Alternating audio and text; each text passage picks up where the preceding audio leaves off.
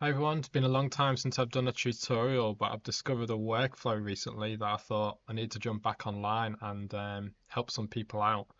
Essentially, it relates to some of this 3D and 3DS file format conversion for Isadora. It's been quite a long topic. People have been talking about this since 2020, and somebody recently asked for some help about it, and I discovered something. And I think it's all to do with the 3DS file format, because arguably OBJ and FBX files are a bit more common in gaming and 3D modeling, and Isadora uses 3DS. I know there has been some feature requests in the past, and I'm sure they're ongoing, but for the time being, I'm going to show you how to actually make um, a 3DS file format. The first thing you're going to have to do actually is to download Blender. Blender is free, open source for Mac, Windows, Linux, and various others.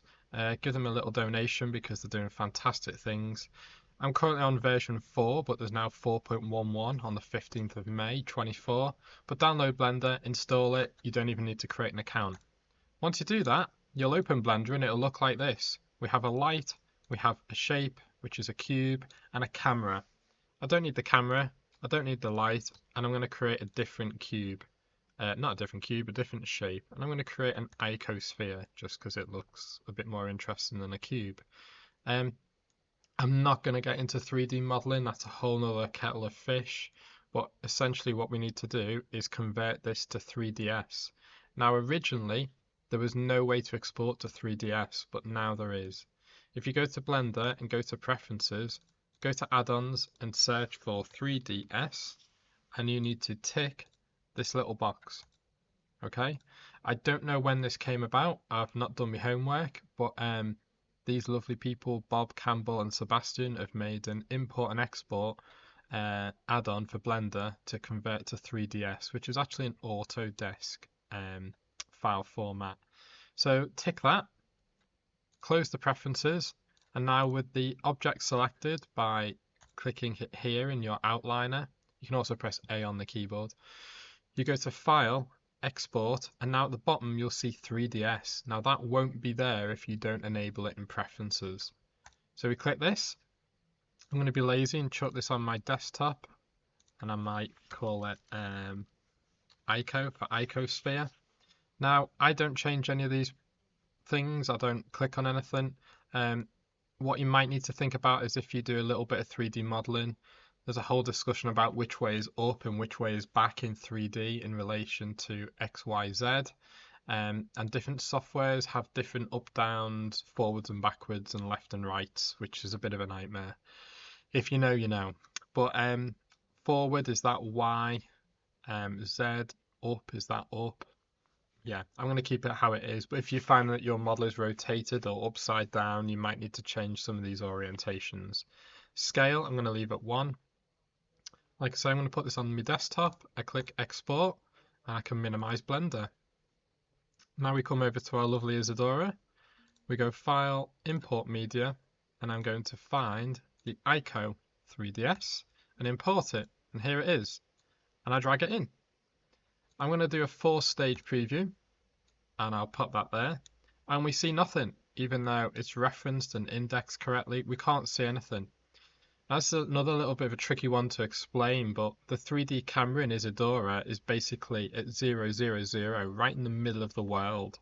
And in Blender, that middle of the world is in between here. If I go into X-ray mode, 0, 0 is right in the middle, right here. And Isadora has basically put its camera right in the middle of the ecosphere.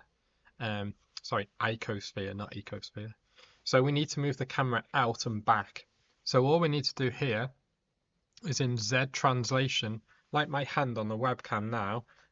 If I go too close, the camera would be in my hand. Be a bit weird, it can't, but it's a bit like this. And I need to move it back so that you can see it. So if I click on Z Translate and move it backwards, oh, I'm moving Y Translate. So try that again, Z Translate. You can see I kind of come out of the sphere and it goes backwards. I'll put it about -6. And there we have it. You can see that's the outline of the sphere. But it looks a bit flat, doesn't it? That's because it's got no light in. What makes real look real is light and shadow in the real world, and that's what we're missing in this digital world. So there's a setting here. Let's zoom in a bit. Lighting off. Let's turn it on. And now you can see that little bit of shading going on. You can see the kind of edges and outline. Now to prove that this is 3D, I'm going to use a wave generator, slow it down a bit, and I'll set it to a sawtooth. Now I'm going to go to rotation. I'm going to connect this to Y rotation. And now you can see it's sort of glistening and spinning. You can see those edges. Let's copy and paste that and link it to Z rotation. Now you can see it's very clearly rotating and doing its thing. So that's it really. Now you have a 3ds file in Isadora in 3D, and you can import multiple and do some cool stuff. Nice little bonus tip is the draw mode. Normal means you can see it as normal. You can change it to wireframe, where you can see the edges of the model, and it's a little bit, it goes really small on my screen, but point, you can see these tiny little dots, and they are the vertices of the 3D models. So there we have it. There's more you can do. You've got the usual layer modes, blend modes, all sorts of bits and bobs, but that should get you going for now. So I hope you found that useful. Feel free to comment. I'll help you as best as possible. Yeah, over and out. Thank you.